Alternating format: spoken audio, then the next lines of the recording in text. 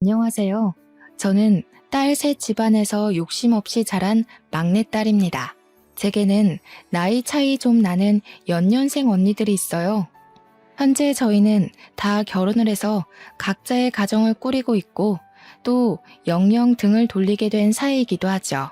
그래도 저희 가족은 다른 문제 있는 가족과 달리 나름 말썽 없이 잘 지내온 사이라고 생각했는데 사람 일은 정말로 모르는 거더라고요.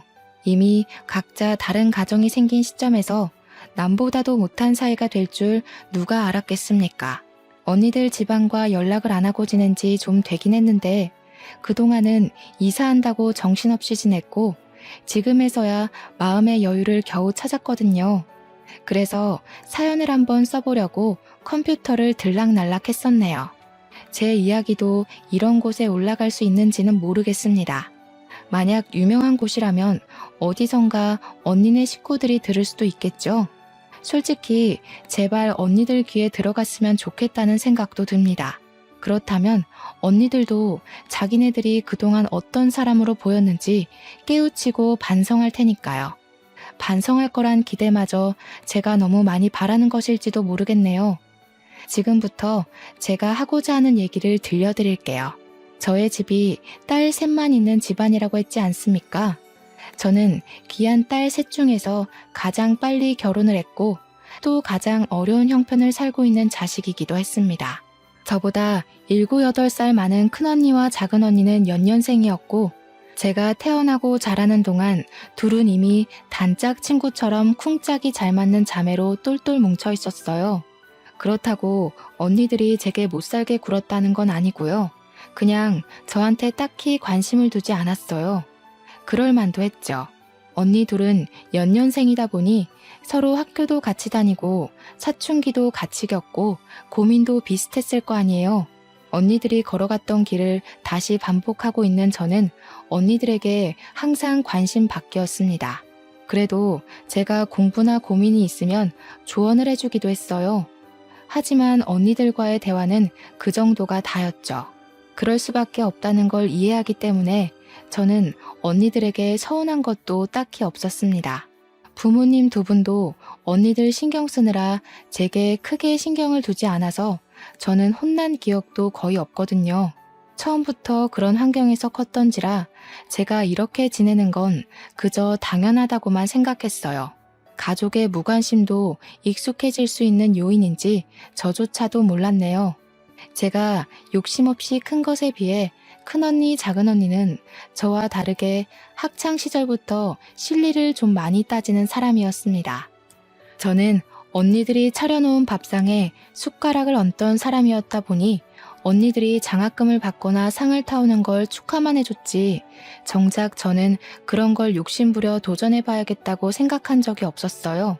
두 언니들이 학교에서 수상을 잘해오면 부모님이 저희 자매를 데리고 외식을 했는데 이처럼 저는 가만히 있어도 맛있는 걸 먹을 수 있었고 가만히 있어도 용돈이 주어졌으니 아마 제가 더 욕심 없이 컸을 수도 있습니다. 제 생각에도 언니들과 제가 부모 아래서 자랐는데 이렇게 다른 성향을 띨 수 있나 싶어 신기했어요.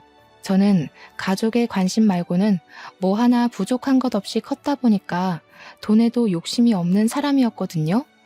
그런데 언니들은 좀 달랐어요. 부모님과 외식하는 걸 좋아하는 저와 다르게 부모님이 주는 용돈에 집착을 많이 했었죠. 그리고 대학을 가면서 독립을 시작했을 때는 하고 싶은 쪽으로 전공을 선택하기보다는 돈이 되는 전공으로 진학까지 했어요. 그러면서 언니들은 제게도 한 번씩 조언을 해주었는데 돈 없으면 아무것도 못하는 게 이 세상이라고 부모님 꼴을 보라는 식으로 얘기를 했던 기억이 납니다. 언니들이 대학을 갔을 때 저는 언니들이 인식하는 부모님은 어떤 존재인지 알 수 있었어요. 언니들은 저희 집안의 형편을 굉장히 탐탁지 않게 보고 있었습니다. 자기네들이 잘난 부모님만 만났어도 진작에 하고 싶은 일 하면서 유학도 가고 스스로에게 투자도 많이 했을 거라고 하더군요. 언니들이 그렇게 생각할 수밖에 없었던 건 말 그대로 저희 집 형편이 그저 그런 게 맞긴 했어요. 언니들이 하고 싶어 하는 일을 지원해 주기엔 저희 집이 그만한 여유는 못 되었다는 겁니다. 언니들이 장학금을 받아올 때마다 부모님이 칭찬을 했던 것도 다 형편이 넉넉지 않았기 때문이었어요. 그럼에도 제가 부족한 것 없이 자랐다고 말했던 이유는 저는 언니들과 달리 욕심이 없는 사람이었으니까요. 부모님께 바라는 것도 없고 조르는 것도 없어서 부모님이 제게 쓰는 돈은 언니들에 비해 많이 안 들었기에 제가 웬만큼 누리고 살았던 겁니다. 언니들이 손해보는 것 싫어하고 특히 돈을 좋아한다는 건 어릴 때부터 알고 있었습니다. 하지만 그냥 그런 줄로만 알았어요. 부모님을 한심한 눈으로 보고 있을 줄은 전혀 몰랐습니다. 언니들이 독립하기 전 집을 떠날 때 그런 말을 하더군요. 공부 아무리 열심히 해도 저렇게밖에 못 산다고. 부모님처럼 개고생하며 살고 싶은 게 아니면 돈 많은 남자 잡거나 돈 잘 버는 곳에 뛰어들라고 말입니다. 그런데 그 중에 모순이었던 건 뭔 줄 아십니까? 그렇게 떠나는 언니들 손에는 부모님이 언니들한테 용돈하라고 쥐어준 통장이 있었다는 거예요. 언니들이 독립하던 당시 저는 고작 중학생이었습니다. 저는 언니들이 부모님을 욕하면서도 부모님의 도움을 거절하지 않는 게 이해되지 않았어요. 아빠는 저희가 너무 어릴 때 집을 나갔는데요. 서울 외곽에서 공장 돌리며 돈을 벌고 있었는데 공장이 워낙 바쁘다 보니 우리를 들여다볼 시간이 많이 없었거든요. 그래서 외식도 아빠가 돈을 보내줬기 때문에 하는 거였어요. 당연히 그렇게 잘 커가면서도 아빠 얼굴은 잘 못 봤습니다. 아마 제가 아빠를 마지막으로 봤던 때가 초등학생 때였을 겁니다. 아빠한테서 전화는 매일 오는데 그때마다 아빠는 언니들 안부를 좀 많이 물어봤어요. 아무래도 먼저 사회로 발딛는 자식들이 언니들이었으니까 걱정되는 마음에 그랬겠죠.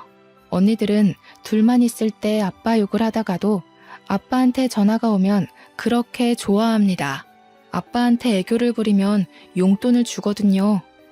어쨌든 아빠가 저희에게 생활비를 꾸준히 보내주는 덕에 저희 자매는 저까지 포함해서 무사히 대학을 갈 수 있었던 거예요.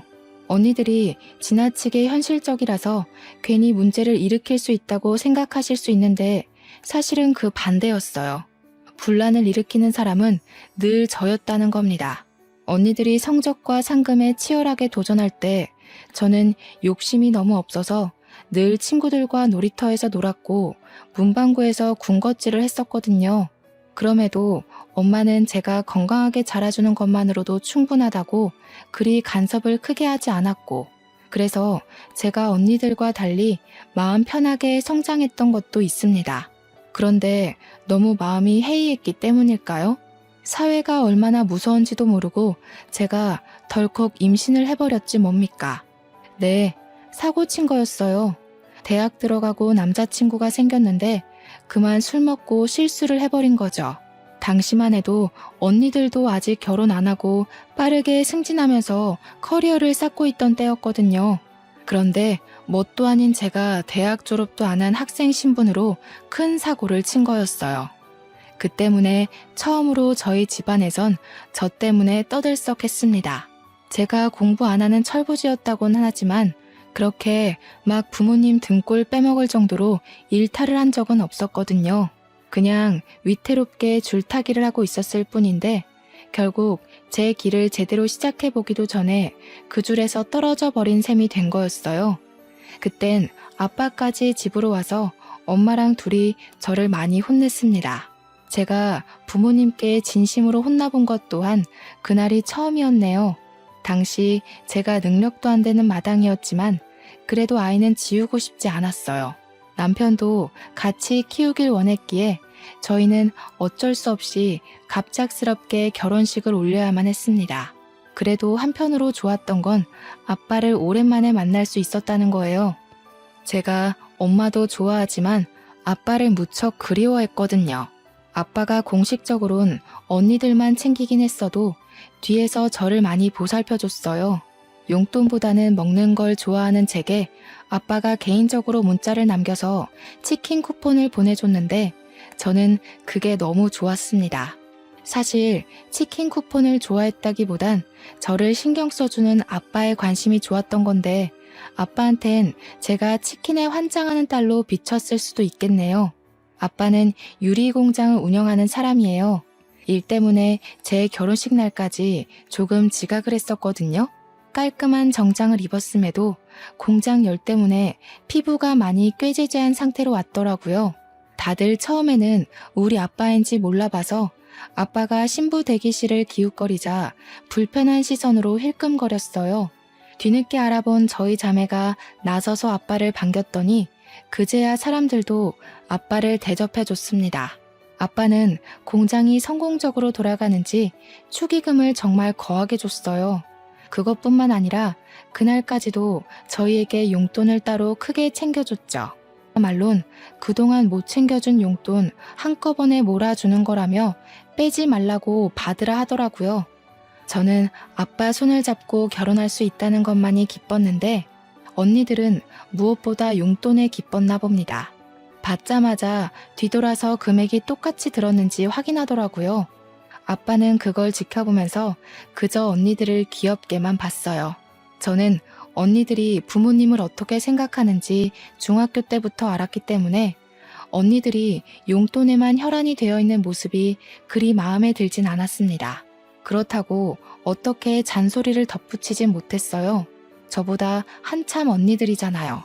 저보다 세월을 먼저 앞서간 사람들이니 어련히 잘해먹고 잘 살겠지 생각했죠.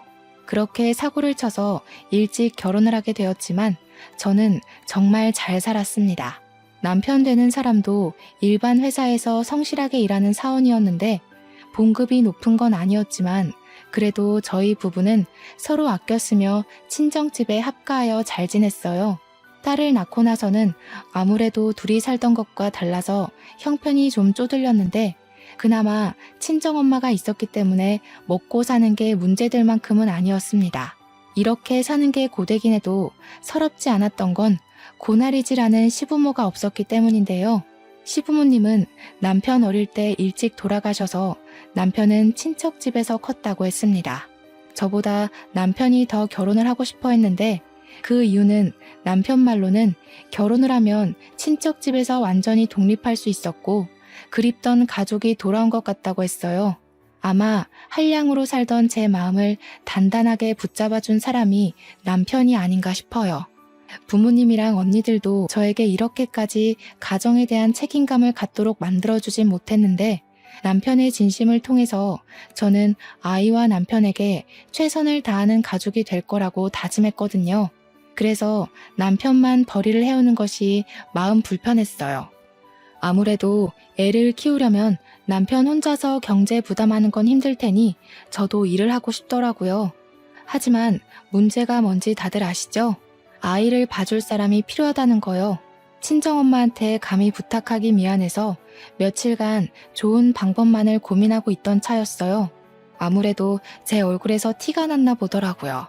친정엄마가 제 고민을 알고 저더러 일 나가봐도 된다고 흔쾌히 제안해 주었습니다. 엄마가 딸 셋을 키운 사람이야. 손녀 하나 보는 거 힘들겠어? 초보 엄마인 너보다는 그래도 이 엄마가 경력자인데 잘 봐도 내가 잘 보지. 보미는 걱정 말고 박서방 고생하는데 같이 좀 도와줘. 엄마한테 너무 고마워서 저는 그 뒤로 엄마에게 꼬박 용돈을 챙겨줬습니다. 엄마는 아빠가 용돈 따로 준다며 한사코 거절을 했는데 아빠가 주는 돈은 엄마 용돈이기도 하지만 사실상 생활비거든요. 물론 이제 저희 자매가 다 커서 생활비가 넉넉하게 남긴 할 겁니다. 그래도 엄마가 자식 덕 보는 기분을 느끼게 해주고 싶었어요. 언니들은 부모님 결혼 기념일이나 생신, 명절 등등 기념일이 아니면 딱히 용돈을 주진 않았거든요. 아빠는 제 결혼식 이후 또다시 잘 보지 못하고 있었는데 언니 둘이 차례대로 시집을 갈 때쯤 아빠를 또 볼 수 있었습니다. 그때마다 아빠는 저희 자매에게 해줄 것이 없다고 미안하다고 용돈을 더 많이 챙겨줬고 조만간 친정에 모여서 식구끼리 밥 한 끼 거하게 하자고만 남긴 뒤 또 금세 떠나버렸어요. 항상 그랬던 일이니까 저희는 아빠를 수년에 몇 번 보는 걸로 쉽게 만족했습니다. 언니들은 제게 조언했던 것처럼 정말 돈 많은 남자들한테 시집을 잘 갔어요. 형부들이 전부 사업으로 성공한 사람들이라서 친정 부모님의 도움 없이 잘만 살았습니다. 그 때문에 저는 어릴 때부터 나만 지금까지 가장 복병인 자식인 줄 알았어요. 언니들이 욕심이 과하다고 하더라도 저렇게 부모님 속 안 썩이고 잘만 사는데 저만 엉터리로 살아왔다고 생각이 들었어요. 부모님한테 죄송해서 결혼하고 난 뒤 더 효도하고자 신경을 많이 썼습니다. 그러나 자식의 진짜 얼굴은 부모에게 문제가 터졌을 때 나타난다는 걸 뒤늦게 알았어요. 엄마 건강에 적신호가 켜졌을 때가 되어서야 문제아는 제가 아니라 언니들이었다는 걸 확실히 확인했죠.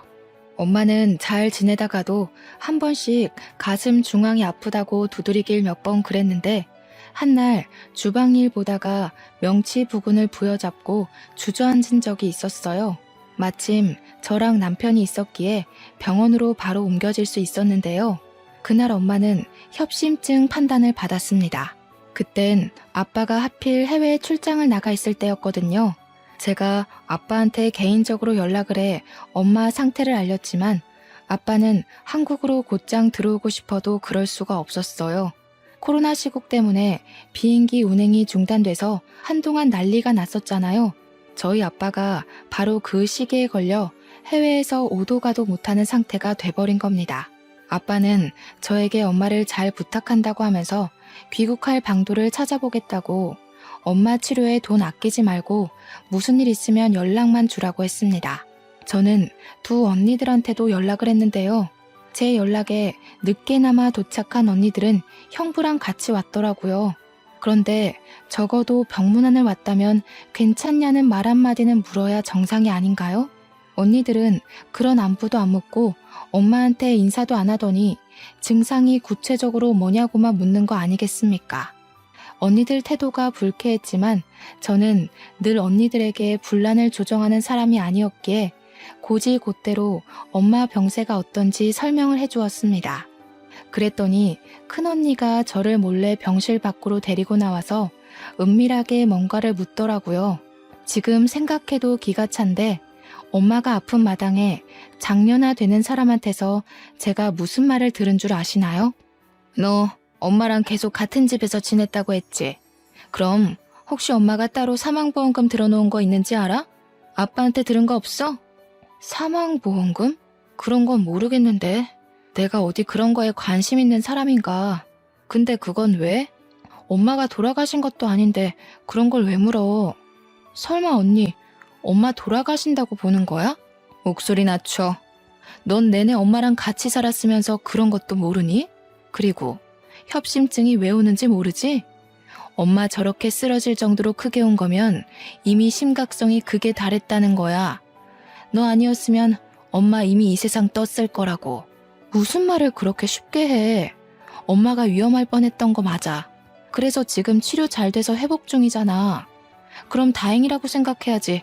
지금 언니 말은 엄마가 큰일 날 뻔했으니까 챙길 거 먼저 챙기자는 말로 들리는데 큰언니는 저를 애보듯 고개를 절레절레 저으며 혀를 끌끌 찼습니다. 저더러 인생 힘들게 살 것 같다고 하더니 저를 지나쳐 병실 안으로 들어가 버리더라고요. 그리곤 엄마한테 보험금 얘기를 직접 물어보는 거 아니겠습니까? 그때 엄마가 잠깐 정신 잃었던 걸 막 회복해서 저희 남편이 돌봐주고 있던 참이었거든요. 그런데 거기다 대고 큰언니가 엄마한테 사망보험금 얘기를 했다니까요. 너무 황당해서 제가 황급히 큰언니를 말렸는데 엄마는 이미 언니 의도를 알아듣고 눈치챈 것 같았습니다. 그 상황에서 작은 언니는 큰 언니가 아닌 저를 말리는 거 아니겠어요? 작은 언니 말이 이럴 때는 가만히 있는 거라고 뭘 모르면 빠져있으라더라고요. 형부들도 똑같았어요. 남편과 제가 상대적으로 어린 편에 속하니까 다들 저희들을 무시하는 경향까지 있었습니다. 솔직히 기분은 엄청 상했지만 제가 나서서 분위기를 뒤엎을 수는 없었어요. 당시에는 제가 아직 젊은 편이라서 제 주위에 잘못돼서 돌아가시는 사람들이 없거든요. 그렇다 보니 원래 사람이 잘못되면 사망보험금 같은 걸 제대로 따지는 게 맞는 건가 싶어서 살짝 긴가민가 했기 때문입니다. 하지만 제 남편도 두 언니들과 형부들의 행동을 이해 못하는 걸 보면 역시 그 모든 게 정상적인 분위기는 아닌 듯 했습니다. 저는 그날로 언니들에게 정이 많이 떨어졌어요.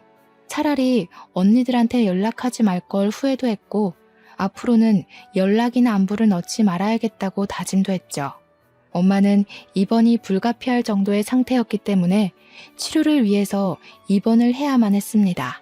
저는 엄마를 간병도 해야 되고 아이도 봐야 해서 어쩔 수 없이 일을 그만둬야 했어요.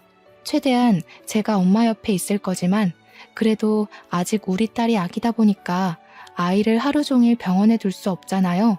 엄마도 아이 때문에 마음이 불편하다고 해서 저는 할 수 없이 언니들한테 연락을 해야 했습니다. 웬만하면 언니들한테 엄마를 부탁하고 싶진 않았는데 간병인에 돈 쓰지 말라는 엄마 말 때문에 다른 방법이 없어서 결국 연락했어요. 같이 서울에 있는 언니들한테 전화해서 순번 돌아가며 엄마를 간병하자고 했습니다. 형부들 믿고 주부로만 놀고 먹던 언니들은 흔쾌히 알겠다고 하더라고요. 사람 속이 그리 쉽게 변하는 게 아닌데 언니들이 쉽게 수긍하는 바람에 제가 아주 잠시 언니들에게 기대를 했었네요. 언니들은 병실에 와서 엄마 얼굴 한번 보고 휴대폰만 하다가 1시간 만에 쌩 돌아가 버리곤 했대요. 이 사실도 엄마가 얼렁뚱땅 말해줘서 심증만 있었는데 우연찮게 제가 병실 들릴 일이 있어서 갔다가 직접 언니들의 나태를 목격했습니다. 그때 제가 작은 언니를 붙잡고 어디 가냐고 물어봤던 걸로 기억나요. 저녁 먹는 시간까지 엄마 곁에 있어줘야 하는데 언니가 오후 2, 3시쯤 병실을 나가더라고요. 제가 붙잡았을 때는 당황하기는커녕 오히려 뻔뻔하게 저더러 잘 왔다고 엄마 좀 봐달라는 거 있죠. 형부들 사업 도와야 된다고 길게 자리를 비울 수 없다네요. 학교 다닐 때는 부모님한테 그렇게 칭찬받으려고 악착같이 상 받아오고 상금 타오던 언니들이 이제 자기들만의 목표를 달성했다고 생각한 건지 돈 많은 형부들에게 시집가고부터는 거의 친정의 발길을 끈다시피 살았어요. 엄마 간병하는 것만 봐도 자식 같지도 않았다니까요. 제 자식들도 아닌데 보면 제가 다 서운하더라고요. 참다 못한 제가 홧김에 엄마한테 언니들 욕을 하면 엄마는 그저 괜찮다면서 요즘 사람들 바쁜 거 모르냐고 다 포용하는 거 아니겠습니까? 부모님이 가만히 계신데 제가 괜히 나서서 뭐 하겠어요? 언니들처럼 배경 좋은 집에 시집을 간 것도 아니고 함부로 누굴 덤빌 만큼 돈이 있는 것도 아닌걸요. 저는 언니들 간병 태도를 알고 나선 언니들에게 오지 말라고 했습니다. 언니들이 얼씨구나 좋아하더군요. 그리곤 엄마 간병은 오로지 저 혼자 해냈어요. 남편 퇴근할 때까지만 제가 아이를 보고 있다가 남편이 오면 병원에 들려 아이를 데려가는 걸로 했습니다. 그렇게 저는 밤늦게까지 엄마 옆에 있다가 아침 일찍 다시 병원으로 출근을 하길 반복했어요. 언니들이 가끔 엄마 어떠냐고 문자가 왔는데 언니들한테 여전히 화가 났지만 그 분을 삭히면서 최대한 엄마 앞에서는 괜찮은 척을 했습니다. 그렇게 1달 정도가 지났을 겁니다. 병원 치료 덕분에 회복이 빨리 되고 있는 줄 알았던 엄마는 급작스레 찾아온 가슴 통증을 호소하다가 급하게 수술실로 실려갔어요. 하필 새벽이었던지라 저와 남편이 자다 일어나서 애를 안고 병원을 뛰어갔었거든요. 그런데 그게 엄마와의 마지막 모습이 될 줄은 꿈에도 몰랐어요. 저에겐 살아온 인생들 중 가장 힘들었던 날이기도 했고 최대의 고비였다고도 말할 수 있어요. 그때만 해도 아빠는 당연히 코로나 때문에 한국에 오질 못하는 상황이었습니다. 아빠한테 이 사실을 어떻게 알려야 하나 그것도 저에겐 곤욕이었어요. 그렇게 갑자기 이별을 하게 될 줄 알았다면 엄마 옆에서 잘 걸. 엄마 옆에 붙어서 떨어지지 말 걸. 모든 게 후회되고 그저 저 때문에 엄마가 돌아가신 것 같아서 괴로웠습니다. 엄마의 마지막 웃는 모습이 자꾸 마음속에 아른거려서 한동안 쉽게 일어나질 못했어요. 제 아이도 제대로 살피지 못했을 정도로 빈소에서 내내 무너져 있는데 이 상황에서 제 심기에 거슬렸던 건 역시나 제 친언니들이었습니다. 언니들 둘은 엄마가 돌아가셨는데도 눈물 한 방울 흘리지 않더군요. 제가 전화를 할 정신이 없어서 남편이 언니들한테 연락을 했었는데 남편 말로는 언니들이 놀라는 기색은 있었지만 금세 그럴 것 같았다는 반응이었대요. 그 소리를 전해 듣는데 무척 화가 나더라고요. 심지어 언니들이 조무객 드릴 떡을 먹으며 떠들다가 엄마 사진 앞에 앉아있는 저한테까지 와서 엉뚱한 소리를 해댔습니다. 지금 너 살고 있는 집 명의 엄마 거 맞니? 내가 사망보험금은 따로 알아봤는데 수익자가 아빠 이름으로 돼 있더라고. 왜 그렇게 해놨는지 몰라. 다른 집 부모님들은 항상 자식 생각 먼저라던데 우리 부모님은 돈에 대해선 꽁꽁 숨기려 해서 탈이야. 엄마가 돌아가신 날이었습니다. 눈앞에는 엄마가 웃고 있는 영정사진이 있었고요. 그 앞에서 울고 있는 제게 이런 말을 해대는 언니들을 이해할 수 있으신가요? 어떻게 친자식이라는 사람들이 엄마가 돌아가셨는데 재산만 따질 수가 있죠? 그때부턴 언니들에게 화가 나는 걸 떠나서 언니들이 정말 사람처럼 안 보이더라고요. 그날은 매번 가정불화를 피했던 제가 난생 처음으로 언니들한테 대든 날이기도 했습니다. 지금 모르는 사람이 돌아가셨어? 우리 엄마가 돌아가신 거야. 이 상황에 재산 얘기가 하고 싶어. 난 그래도 언니들이 때와 장소는 가릴 거라 생각했어. 친자식이라는 사람들이 어떻게 엄마 앞에서 그런 말을 할 수가 있어? 얘가 아직 어려서 뭘 모르네. 엄마 협심증 위험 단계였어.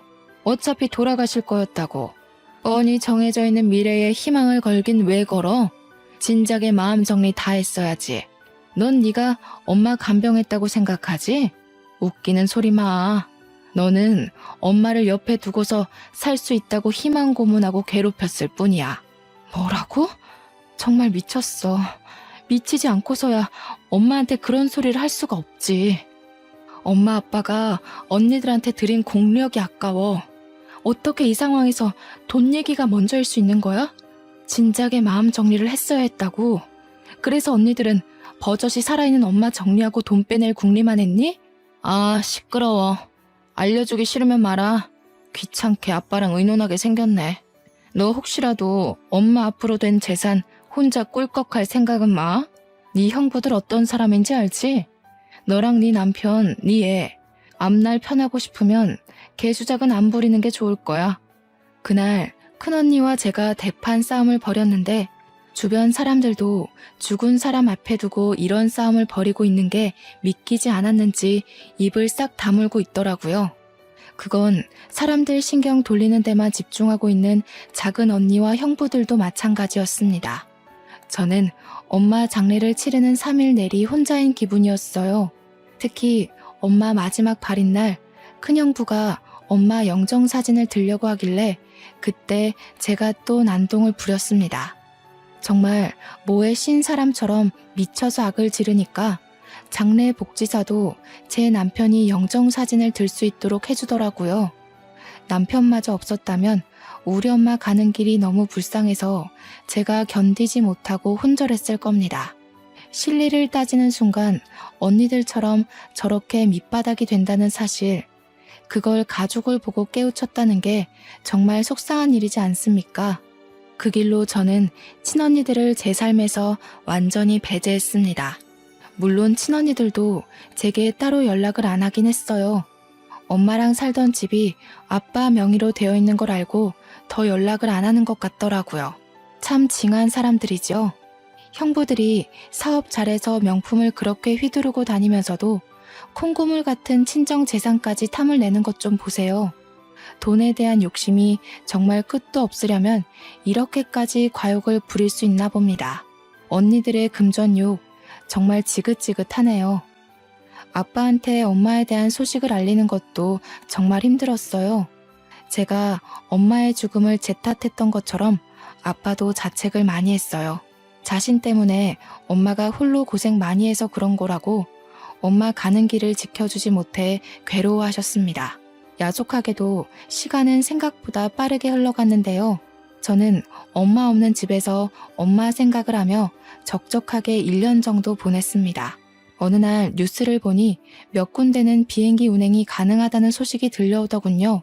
아빠도 귀국했는지 궁금해서 지난주까지 주고받던 연락을 한 번 더 넣었어요. 다행히 아빠가 귀국을 했다고 하더라고요. 조만간 집에 들르겠다고 했는데 그 연락이 끊기고 나서 일주일 뒤에 아빠가 집을 찾아왔습니다. 그런데 말이에요. 아빠 몰골이 완전 말이 아닌 거 있죠?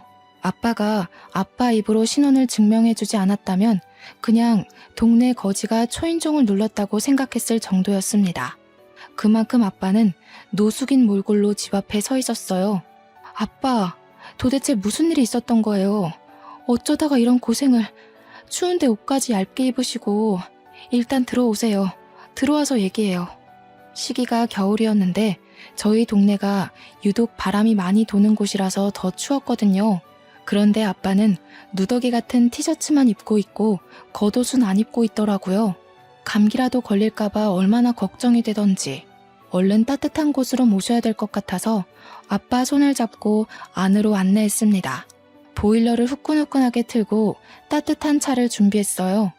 아빠의 얼음장 같은 몸이 좀 풀릴 때까지 저와 남편은 지극정성으로 아빠를 살폈고 이제 3살인 제 딸 눈에도 우리 아빠가 추워 보였는지 가지고 놀던 담요를 들고 와서 아빠한테 덮어주더라고요. 아빠는 제 딸이 걸음마도 못할 때 2번 정도 보고는 오랜만에 보는 거였어요. 아빠가 제 딸한테서 눈을 못 떼는 거 있죠? 예봄이가 참 많이 컸구나. 어쩜 너 어릴 때랑 이렇게 똑 닮았니? 네 엄마가 예봄이를 많이 안아줬다지? 아이고, 이 할아비도 우리 손녀 좀 안아봐도 될까? 제 딸의 할아버지 되는 입장으로서 손녀를 안아보는 건 당연하다고 보는데 아빠는 마치 허락 없이는 제 딸에게 손을 못 댈 것처럼 조심하더라고요. 제가 당연히 된다고 무슨 그런 말을 하냐고 했더니 아빠가 너털하게 웃으면서 제 딸을 안아보았어요. 딸 입장에선 한 번도 본 적 없는 할아버지가 낯설었을 텐데도 마치 원래 알던 사이처럼 친근하게 안기는 거 있죠. 저희 부부야 괜찮지만 솔직히 딸에겐 아빠의 키키한 냄새가 후각을 찔렀을 텐데도 딸은 아랑곳 않고 아빠 휴대폰에 달린 장식고리를 갖고 놀더라고요. 아빠가 제 딸을 안고 있는 모습을 보니 엄마가 겹쳐 보여 괜스레 마음이 찡 울렸습니다. 그보다 얼굴 못 본 세월 동안 아빠한테 대체 무슨 일이 있었던 건지 무척 걱정이 되었어요. 아빠, 무슨 일이 있었는지 저희한테 말해줄 수 있어요? 저희는 당연히 아빠가 공장 때문에 바쁘게 지내는 줄만 알고 있었는데 그게 아니었던 거예요? 아무래도 시국이 이렇다 보니 내가 운영하던 공장도 문을 닫게 되었어. 어떻게 해결해 보려고 해외까지 나갔더니 그게 이렇게까지 발목을 잡힐 줄 몰랐네. 해결도 못하고 그만 개털이 되어버렸지 뭐야. 세상에, 고생 많았겠어요. 아빠가 그렇게 고생하고 계시는 줄도 모르고 저희는 저희 사느라 바빴네요. 엄마가 아빠 정말 보고 싶어 했는데 아빠 힘든 거 아셨다면 엄마도 걱정 많이 했겠죠? 그래서 내가 더 말 못했어. 정말 아빠로서 면목이 없구나. 딸아 정말 미안하지만 내가 지금 가진 것이 하나도 없다. 당장 갈 곳도 없어서 그러는데 나 좀 걷어줄 수 있겠니? 제가 자식인데도 불구하고 조심스레 눈치 보며 묻는 아빠의 말이 너무 가슴 아프게 박혔습니다. 아빠는 항상 우리를 위해서 거의 반평생을 타지에서 고생하느라 가족과 시간도 못 보냈고 또 엄마 돌아가시는 길도 못 봤지 않습니까? 제가 아빠 입장을 대신 생각해도 이렇게나 속상한데 정작 아빠는 혼자서 얼마나 괴로웠을까 싶더라고요. 아빠, 그게 무슨 말이에요? 당연히 우리가 모셔야 마땅한 거지. 더 이상 일할 생각은 말고 앞으로는 푹 쉬어요. 저희가 일하면 되니까 걱정 마시고요. 제 말에 남편도 흔쾌히 동의하면서 아빠가 자신 때문에 눈치 보지 않도록 계속해서 아빠를 위로해 주었습니다. 그러자 아빠가 한동안 말이 없더니 갑자기 흐느끼기 시작하더라고요.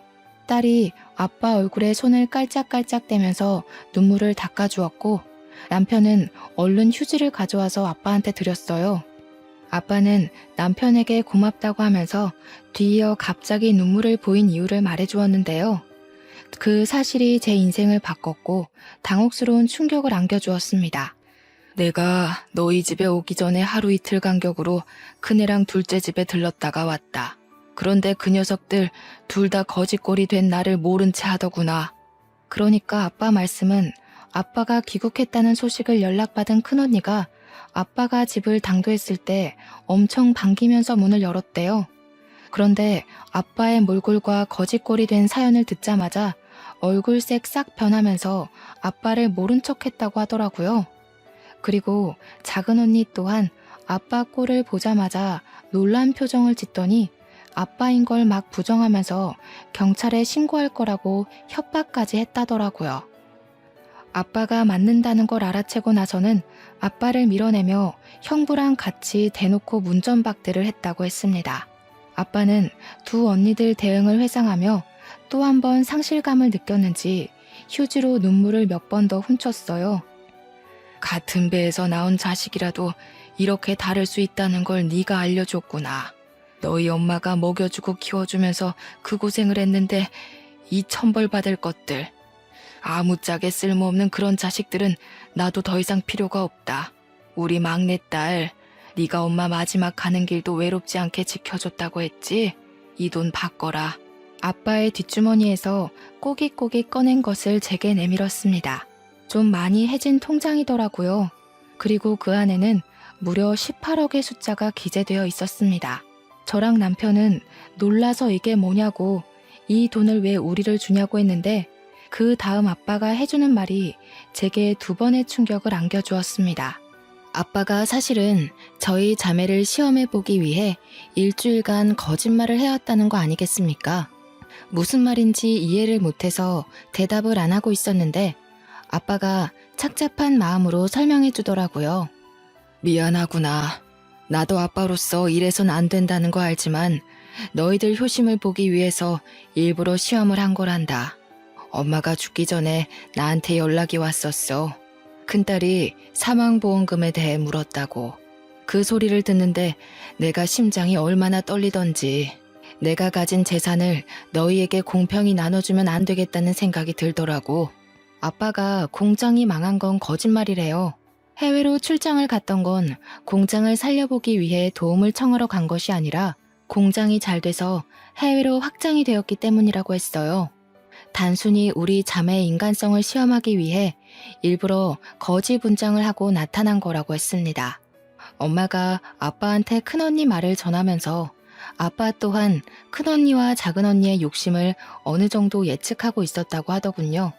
그 말은 엄마도 말만 안 했지 큰언니 작은언니가 잘못된 길로 빠지는 걸 알고 있었던 듯 싶습니다. 아빠와 엄마는 서로 공유 안 하는 얘기가 없을 만큼 애틋한 사이였으니까요. 아빠는 그래도 친자식이니까 마지막 기회를 주고자 큰언니 작은언니에게 거짓골을 보였던 건데 언니들이 돈 한 푼 없는 자신을 내팽겨치는 걸 보고 그만 언니들에게 정까지 뗐다고 했습니다.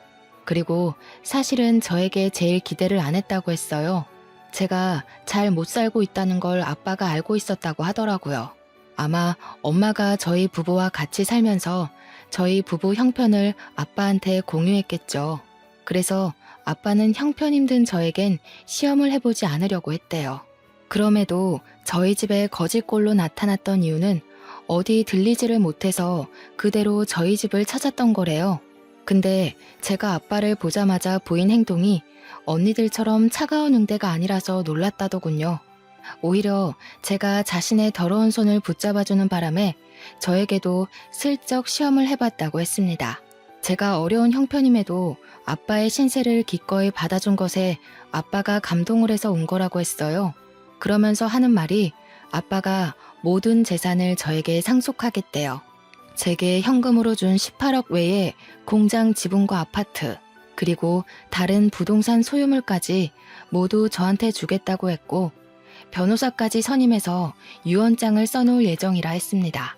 도대체 이게 무슨 일인지 너무 얼떨떨해서 아무 말도 못하고 있다가 일단은 아빠가 씻고 식사를 하는 게 좋을 것 같아서 남편이 나가서 소고기를 좀 사오고 저는 아빠의 목욕물을 받았습니다. 그날로 아빠는 우리랑 함께 지내게 되었어요. 아빠가 이제 공장에는 대신 관리해주는 부대표가 있어서 자신이 굳이 매일 방문 안 해도 된다고 하더라고요. 그래서 아빠는 주말에만 공장에 가보고 평일에는 우리 딸 어린이집 등 하원을 직접 맡아주시고 딸이랑 놀이터 데이트하면서 그동안 못 즐긴 여가 시간을 보냈어요. 저희는 이사를 가지도 않았습니다. 굳이 필요성을 못 느꼈어요. 아빠까지 내 식구 살기에 그 아파트가 좁은 게 아니었거든요. 웬만하면 엄마의 흔적이 묻어있는 이 집을 떠나고 싶지 않았어요. 그런데 어쩔 수 없이 저희를 뜨게 만든 일이 생기고 말았지 뭡니까. 아빠가 거지 분장을 했었단 사실과 재산 상속 사실을 뒤늦게 알게 된 큰언니와 작은언니가 저희 집을 찾아온 거 아니겠습니까? 형부들까지 다 들이닥쳐선 손녀랑 놀고 있는 아빠 앞으로 조르륵 무릎을 꿇더라고요. 아빠, 정말 너무하셨어요. 어떻게 저희랑 상의 한번 안 하고 막내한테 전부 재산을 상속할 수가 있어요? 아빠가 상처받았다는 거 이해해요. 그래서 잘못했다고 비는 거니까 제발 상속 문제는 다시 의논해요. 네? 뭐가 잘못됐는지도 모르고 또 돈 문제로 유난이구나. 집안에 장녀가 이 모양이니 내가 어디 쪽팔려서 딸 셋이라고 자랑을 할 수가 있나.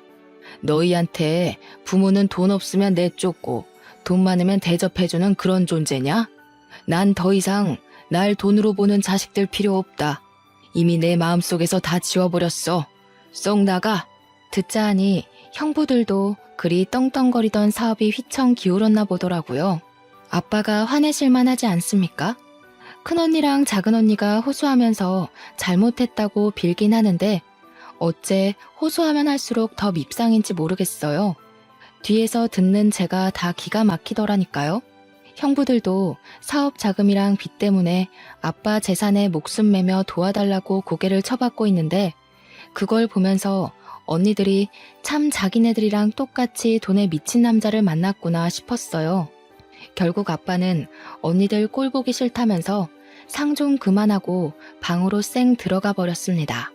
언니들이랑 형부들은 한참 아빠 방 앞에서 얼쩡거리다가 이젠 저한테까지 아빠 좀 설득해달라고 부탁하고서 나갔어요.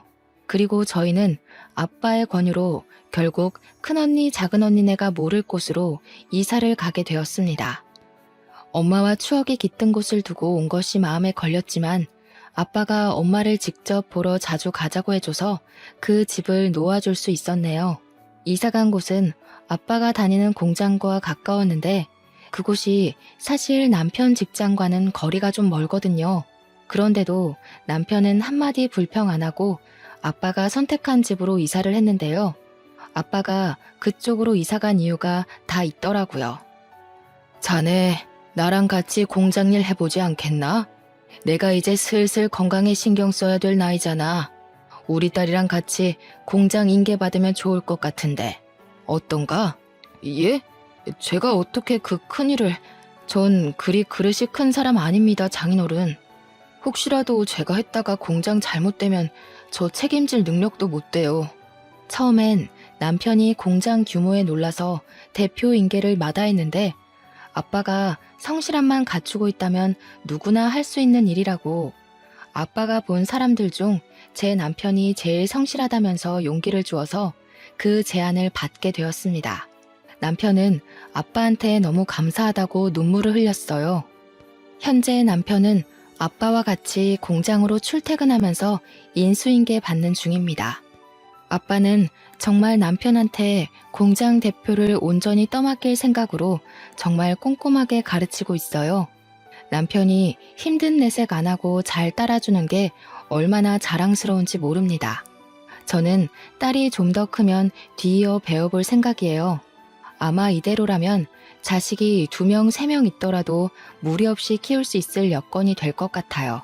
이게 다 저의 위대한 아빠 덕분이겠죠. 저희 자매 중 가장 가난했던 제가 한순간에 대박 부자가 된 셈이니 정말 남부럽지 않게 아이를 키워볼 생각입니다. 아빠도 손녀가 못하는 것 없이 다 누리며 크길 바라시더라고요. 그러면서 저보고도 과거에 형편 어려워서 못 해봤던 것들 다 해보라고 꼬박 용돈도 주시는 거 있죠. 모든 게 행복하고 좋은데 이런 자리에 엄마가 함께 있었다면 더 좋았겠다 싶어 아쉽지 뭐예요. 엄마도 하늘 위에서 저희처럼 마음 편히 즐기고 계실 거라 믿습니다. 그리고 언니들이랑 형부는 제가 몰라 그 동네 찾아가서 소식을 들었는데 아파트 살 능력이 못 돼서 어디로 이사를 간 것 같더라. 언니네 집 둘 다 우편함에는 밀린 관리비가 잔뜩 쌓여 있었어요. 그리고 작은 언니 우편함에는 상간녀 소송장까지 날라와 있었습니다. 아무래도 작은 형부가 망했다 보니 작은 언니가 다른 방편으로 불륜을 저질렀나 봐요. 정말 끝도 없는 밑바닥이네요. 아빠 말대로 저희가 같은 엄마 배에서 나온 게 맞나 싶습니다. 그나마 가족이기 때문에 이만큼 관계를 끌고 왔던 거지 남이었다면 애초에 얼굴조차 마주할 일 없었을 사람이에요. 앞으로라도 길 가다가 마주치는 일 없었으면 좋겠습니다. 제 이야기는 여기까지예요. 가족인데도 불구하고 참 답 없는 사람들이죠. 남도 아니고 가족이 이런 꼴이면 진짜 많이 힘든 것 같아요. 청취자분들 주위에는 이런 위험한 인물들이 없었으면 좋겠네요. 그만 인사드리겠습니다. 들어주셔서 감사해요.